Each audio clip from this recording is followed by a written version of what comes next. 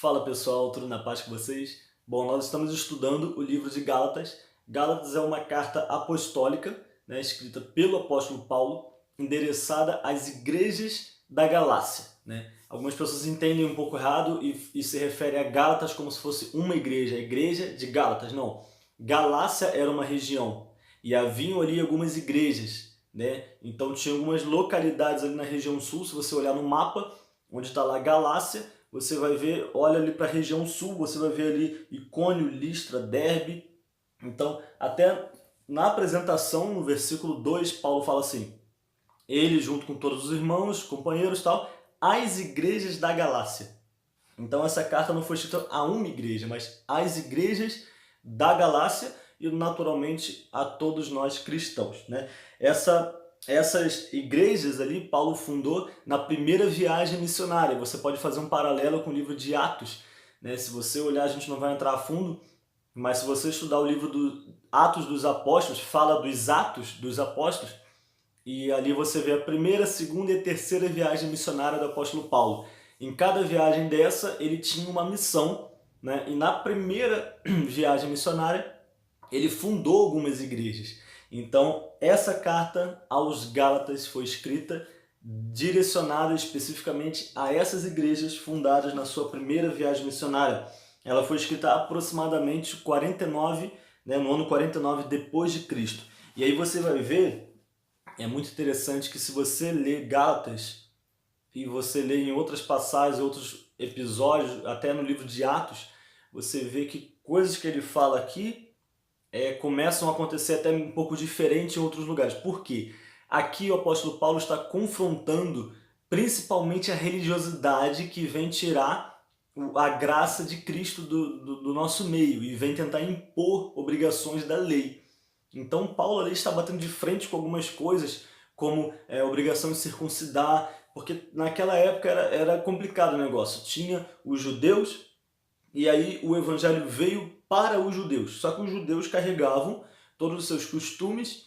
É como você evangelizar uma pessoa que é muito religiosa, que já tem costumes enraizados de gerações. Às vezes ela se converte, mas ela não larga aquela prática ali religiosa que ela tinha. E os judeus tinham as suas práticas, os seus costumes, tinham a lei de Moisés. E o evangelho da graça de Cristo veio para eles. E através de um deles, porque Jesus era um judeu. Então, a novidade surgiu no meio deles através de um deles, que era Jesus, e revelou essa graça. E Jesus veio cumprindo a lei e falando, ó, agora é um tempo novo. Agora algumas coisas vão ser diferentes. Né? E então, assim, os primeiros cristãos tinham muita confusão. Se fazia muita confusão. Até então, as boas novas deles, dos judeus, era só para eles. O povo judeu tinha sua religião e eles não se misturavam com outros povos. E esse evangelho da graça veio de forma diferente também por isso, porque alcançou os gentios, alcançou os outros além dos judeus. E então essa confusão começou a acontecer porque os judeus crentes queriam manter suas tradições e queriam obrigar os crentes que não eram judeus a fazerem coisas que eram da lei judaica. E aí começou esse conflito. E Paulo, como era o apóstolo enviado para os gentios, ele começou a defender a causa dos gentios. E começou a bater de frente com os religiosos e falava, peraí, vocês estão querendo obrigar o pessoal aqui que está se convertendo a viver como um judeu vive. E tal, aí começou aquele conflito. E é interessante porque isso foi mais ou menos no ano 49. No ano 50, você vai ver lá em Atos 15, o Concílio de Jerusalém. Esse concílio foi uma reunião, Paulo estava lá, todos os apóstolos se reuniram para decidir algumas questões que estavam complicadas. E essas que Paulo fala em Gálatas eram umas das questões levantadas no concílio. E a partir do concílio algumas coisas foram resolvidas. Então, a respeito da circuncisão, a respeito de que Paulo então ia mesmo para os gentios e eles ali iam se dedicar mais aos judeus que estavam se convertendo e tudo mais, ali eles se organizaram. Ali eles combinaram para não ter mais atrito, não ter mais confusão, para não gerar briga entre eles. Eles se resolveram entre eles, tá? É isso. Vamos avançar aqui. O livro de Gálatas ele é fantástico. Ele é como um alvará de soltura. Se Você sabe o que é um alvará de soltura? E quando o juiz expede ali uma ordem dizendo que você pode ser solto, você pode ser livre. O livro de Gálatas é como um alvará de soltura do nosso Deus, o nosso juiz, dizendo: seja livre, seja livre. Jesus sempre repetia isso: vai em paz, seja livre do seu mal. Né? E o livro de Gálatas é um alvará de soltura para a igreja que começa a se envolver muito, se entrelaçar com questões que não devia. Eu quero ressaltar que hoje nós vamos falar apenas no capítulo 1 e 2. Então eu fiz essa introdução, um pano de fundo, e no capítulo 1 quero ressaltar o versículo 15 que diz: quando, porém, Paulo estava falando dele mesmo, falando o quanto ele era religioso, o quanto ele era zeloso ao judaísmo, ele se avantajava ao pessoal da idade dele, ou seja, Paulo está enfatizando assim: ó, eu era tão religioso ou mais do que vocês. Eu era muito religioso. Paulo estava falando para aqueles que estavam querendo manter a tradição. Paulo estava falando assim, ó, se vocês acham que são, eu era mais do que vocês. Quando, porém, aí ele fala que algo aconteceu. Esse quando fala desse momento, fala do tempo.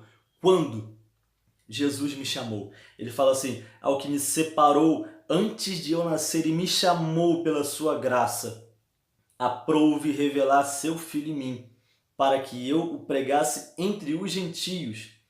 Sem detença, não consultei carne e sangue, aí ele fala que ele foi e tal. Então Paulo está dizendo que ele era um desses, extremamente zeloso, a ponto de perseguir a igreja. Mas ele fala, quando Jesus me tocou, eu mudei. E ele fala isso para nós, olha, quando Jesus te tocou? Tenta lembrar, quando foi? Mude, a partir desse momento ele espera uma mudança da sua vida. No capítulo 2, quero ressaltar outro versículo, ele fala assim, lá no versículo 16, sabendo contudo que o homem não é justificado por obras da lei, e sim mediante a fé em Cristo Jesus. Também temos crido em Cristo Jesus. Ele fala, ó, o homem não é justificado por obras da lei. O que ele está dizendo? Como que o homem era justificado através das obras da lei? Ele tinha que cumprir 100% da lei. Jesus falou assim, ó, você que quer viver pela lei, ele não fala que não pode. Você sabia disso? Que Jesus deixou assim, ó, se você quiser viver mediante a lei, você pode. A liberdade que ele nos traz hoje é tal que você pode, né, se ver livre para viver mediante a lei. Por incrível que pareça. Mas Jesus chegou a falar isso. Se você quiser viver pela lei, você pode. Sem problema. Porém, saiba que você não pode vacilar num tio da lei. Se você quiser ser justificado e viver pela lei, saiba que, conforme a lei, se você errar numa vírgula, você anulou tudo que você fez de bom. Tá? Aí é contigo, você decide. Né? Então, como que o homem era justificado pela lei? Ele tinha que cumprir todos os ritos. Pecou assim, sacrifica assado. Fez isso aqui, agora faz ali. E tal. Era cheio de regras.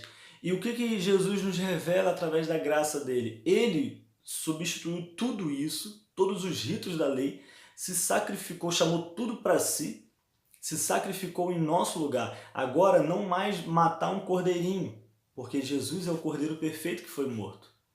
Tá? Se alguém quiser viver pela lei, vai ter que voltar a sacrificar animal. Aí o que adianta guardar uma parte da lei e a outra não? Isso é hipocrisia, me desculpe. Não quero criticar aqui quem tenta guardar a lei, mas se você realmente quiser guardar a lei, para de fazer atividade no sábado. Vai matar um cordeiro. Se você pecar, vai matar você vai ter que estudar na lei para saber qual tipo de sacrifício. Se é cordeiro, se é pombinho, se é rolinha, se é boi. Para cada coisa era um sacrifício. Não é tão simples assim não. Tá? Então ele fala, hoje, se naquela época era difícil o cara conseguir realmente ser justificado pela lei, imagina hoje. E ele fala, hoje você não vai ser justificado fazendo essas coisas. Você vai ser justificado pela fé em Cristo. Foi o que Lutero já bateu lá em 1500. O justo viverá pela fé. Nós usamos esse versículo para falar que a pessoa vive pela fé financeiramente. Podemos usar, mas esse versículo está revelando a graça porque ele fala o justo viverá, ou seja, viverá, alcançará a vida eterna. Ele está falando de salvação, ele está falando de vida eterna. O justo viverá, receberá a vida eterna pela fé, não pelas obras da lei. Amém? Eu vou parar por aqui porque já ficou muito longo, é gostoso, dá vontade de falar mais. Se a gente tivesse mais tempo, não é nem que não tenha tempo, mas complicado eu lançar, eu sei, vídeos aí do tamanho de uma pregação normal. Então vamos encerrar por aqui nosso discipulado de hoje. Firmes no propósito. Você que não sabe, estamos lendo o livro de Gálatas, um capítulo por dia, e a cada 2 capítulos eu vou lançar um vídeo, tá? Seja bem-vindo, convida outras pessoas, envie esse vídeo, chama o seu pessoal, vamos participar de um discipulado, vamos aprender mais, chama pessoas, convida seus amigos, amém? Deus te abençoe, firmes no propósito que tenho, te dou.